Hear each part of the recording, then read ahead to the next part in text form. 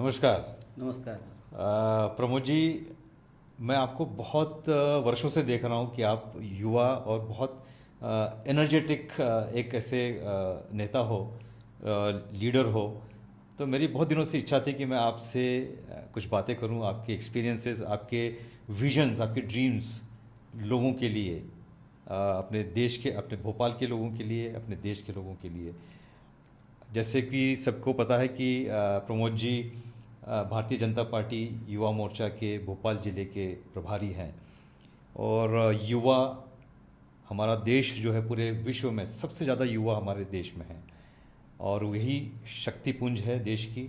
और यही युवा लोग भारत को विकसित भारत बनाने में ताकत लगाएंगे। तो आप कैसे देखते हैं कि आजकल के युवाओं को क्या ज़रूरत है, कैसे काम करें ताकि हमारा भारत विकसित हो? पहले तो डॉक्टर साहब, आपने मेरे को यहाँ पे बुलाया, इसके लिए आपका बहुत बहुत धन्यवाद और बहुत बहुत आभार। और देखिए डॉक्टर साहब, मैं राजनीति में जब से आया हूँ, मेरी एक सोच रही है कि हमेशा युवा मेरे साथ में रहें, युवा अच्छा वर्क करते जाएं, युवा अच्छा काम करते जाएं। अभी आपने देखा होगा, देश के यशस्वी प्रधानमंत्री माननीय नरेंद्र मोदी जी का भी एक अभियान चल रहा है, नशा मुक्त जी, भारत बने। बहुत बड़ा अभियान। मेरा भी एक सभी युवाओं से, एक मेरा जो ग्रुप सर्किल है उनसे सबसे निवेदन ये रहता है कि भैया हम गलत आचरण में न जाएं, हमें नशे छोड़ना है। बिल्कुल। एक मैंने भी जहाँ भी मैं जाता हूँ, मेरे जितने भी युवा मित्र हैं, कई कॉलेजों में मैं कार्यक्रमों में जाता हूँ, कई स्कूलों में जाता हूँ, मैं सबसे एक संकल्प दिलवाता हूँ। अभी एक हमारा एक राष्ट्रीय कार्यक्रम हुआ था, इसमें ये तिरंगा यात्रा निकलती है हमारे यहाँ जी। उसके एक बैठक हुई थी, उसमें हमारे कई स्कूल के बच्चों ने, जिसमें हजारों युवा थे, कई स्कूल के बच्चों ने वहाँ संकल्प लिया है कि हम नशे से दूर रहेंगे, नशे की आदत में जाएंगे नहीं। हम जो भी काम करेंगे हमारे देश के लिए करेंगे, हमारे सनातन के लिए करेंगे, हमारे परिवार के लिए करेंगे। बहुत बढ़िया। बस मेरी ये सोच रहती है और मैं इसी को विज़न को लेके मैं, और मेरे अपने वरिष्ठ नेताओं से भी मेरी यही सीख रहती है कि जो वो सिखा रहे हैं हम उसको लेके चलें। बहुत अच्छा। मतलब इसके अलावा और क्या ऐसी एक्टिविटीज़, एक्स्ट्रा करिकुलर एक्टिविटीज़ जिससे कि युवा उसके कारण नशे से दूर हो? देखिए डॉक्टर साहब, आप मतलब मैंने हो सकता है आपको उसमें आमंत्रण भी करा है। विगत 14 वर्ष हो गए, मैं बहुत बड़ा भव्य कार्यक्रम करता हूँ युवाओं से रिलेटेड ही। जी। एक हमारे यहाँ आपने देखा होगा, देवी जी के जो कार्यक्रम होते हैं वो तो बड़े भव्य रूप से होते हैं। बिल्कुल। लेकिन गणेश जी का आपने एक भव्य कार्यक्रम कभी नहीं देखा होगा। मैं विगत 14 वर्षों से एक भव्य कार्यक्रम करता हूँ, सिर्फ इसलिए ये सोच को लेके ही करता हूँ। बहुत अच्छा। कि इसमें युवा जुड़ें और धर्म का काम है। आप इस बार मैं आपको आमंत्रण कर रहा हूँ, अभी से आमंत्रित कर रहा हूँ कि एक लालबाग के राजा श्री उत्सव समिति करके मेरी एक संस्था है, मैं विगत 14 वर्षों से उसमें एक बार मात्र मैंने मुख्यमंत्री जी को आमंत्रण दिया था। वो उस कार्यक्रम को देख के खुद ही लगातार 3-4 वर्षों से उस लालबाग के राजा के कार्यक्रम में अपना आशीर्वाद लेने के लिए आते हैं। तो मेरा एक मतलब विज़न बन चुका है कि उससे युवा धर्म से भी जुड़ें।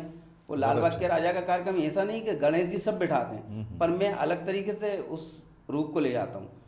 कभी मैं भगवान लालबाग के राजा का कोई राजा मान सिंह का महल बना दिया मैंने, उसमें विराजमान करें। कभी मैंने इस बार मैं जगन्नाथ जी का मंदिर बना रहा हूँ। बिल्कुल। तो मैं ये सोच के ही करता हूँ कि उसमें युवा टीम जोड़े और ये सीखे कि हमारा हिंदुस्तान, हम हिंदू धर्म के लोग हैं, हिंदुस्तान में रह रहे हैं, सनातनी बने, नशे से भी दूर रहें और परिवार से मिल के रहें। ये सब सोच करके, और आज की डेट, आज आप देख रहे हो कोरोना जब से निकला है, कोरोना के बाद से कुछ अपने यहाँ सनातनी चीज़ें ज़्यादा चल रही हैं। तो इसलिए मैं युवाओं से, सभी से विनम्र निवेदन करता हूँ कि सभी भैया धर्म के काम में भी जुड़ें और गलत आचरणों, गलत चीज़ों से बच के रहें। बिल्कुल, यही मेरा संकल्प है। बहुत अच्छा। आपने एक और बात बोली थी कि आप युवाओं को बोलते हैं कि परिवार से जुड़े रहें। ये बहुत बड़ी बात है, क्योंकि आजकल हम देखते हैं कि परिवार टूट रहे हैं, बहुत छोटे हो रहे हैं। और कई बार तो मैंने ये भी देखा है कि माता पिता अकेले रह जाते हैं और बच्चे लोग दूर चले जाते हैं। कई बार तो एक ही शहर में माता पिता एक घर में रह रहे हैं और बच्चे अलग घर में रह रहे हैं। तो ये एक ठीक नहीं है, और आप बच्चों को, युवाओं को समझा रहे हैं कि आप परिवार के साथ जुड़ कर रहें। आप परिवार के साथ रहेंगे तो आपको हमेशा मार्गदर्शन मिलेगा और आप गलत राह पर कभी नहीं जाएंगे। और हो सकता है कि इसी से नशा करने की जो आदत लगती है उससे आप दूर होंगे। एक अच्छा आपका एक अभिनव प्रयोग है। और हमारा विचार परिवार जो है हमेशा बोलता है कि कुटुंब प्रबोधन होना चाहिए, तो मुझे लगता है कि आप इसमें खरे उतर रहे हैं। और आपको बहुत बहुत बधाई और शुभकामनाएं। आप जिस तरह से युवाओं को लीड कर रहे हैं, इसी तरह से अगर आप उनको लीड करेंगे तो निश्चित ही हमारे शहर के युवा, हमारे मध्य प्रदेश के युवा और हमारे देश के युवा एक सही दिशा में देश को दिशा देंगे और विकसित भारत बनाने के लिए अपनी पूरी शक्ति लगाएंगे। परिवारों की बात चल रही थी, तो मैंने कहा था कि युवा आजकल अपने काम से दूर चले जाते हैं और अपने माता पिता को नहीं देखते हैं और न देख पाते हैं। तो ऐसा आपका क्या संदेश है उन युवाओं के लिए? देखिए डॉक्टर साहब, मेरा एक क्लियर विज़न है और क्लियर मेरा संदेश है। मेरा सभी युवाओं से विनम्र अनुरोध यही रहेगा कि भैया प्रथम पूज्य हमारे माँ बाप रहते हैं।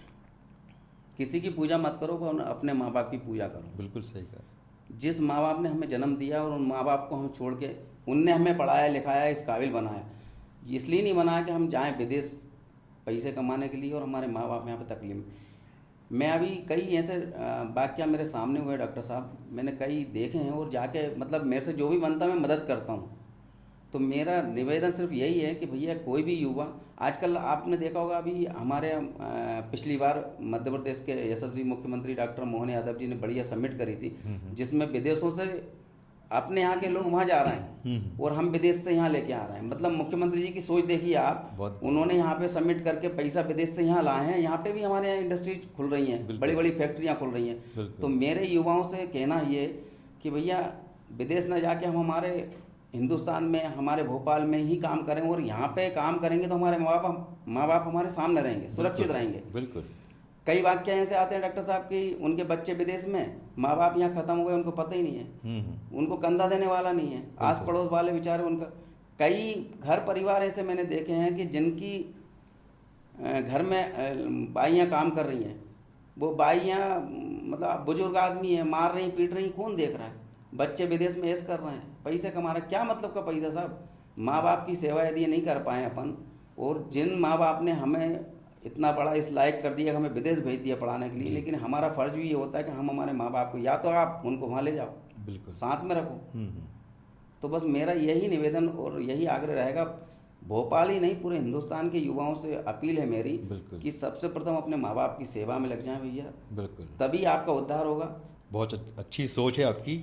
और मैं इसमें थोड़ा सा और ऐड करना चाहूँगा कि आप जिस तरह से काम कर रहे हैं, तो क्यों ना हम युवाओं के बीच में ऐसे संवाद चौपालें लगाएं, उनके बीच में बैठकर उनकी बातें, उनकी मन की बातें करें, उनके मन की बातें समझें, तो जिससे कि वो जो आप जो प्रॉब्लम बता रहे हैं, टूटते परिवार, उसको हम कैसे बचा सकते हैं, इस पे भी काफ़ी मदद मिलेगी। नहीं, बिल्कुल सही कह रहे हैं डॉक्टर साहब। मैं जहाँ भी, जैसे कोई चाय की दुकान हुई या कोई चौराहा हुआ, जहाँ भी मेरे मित्र या युवा जो भी नया आदमी मिलता है, मैं सबसे पहले उससे ये बोलता हूँ कि अपना घर सुरक्षित है, हमारे माँ बाप सुरक्षित हो, हम सुरक्षित हैं।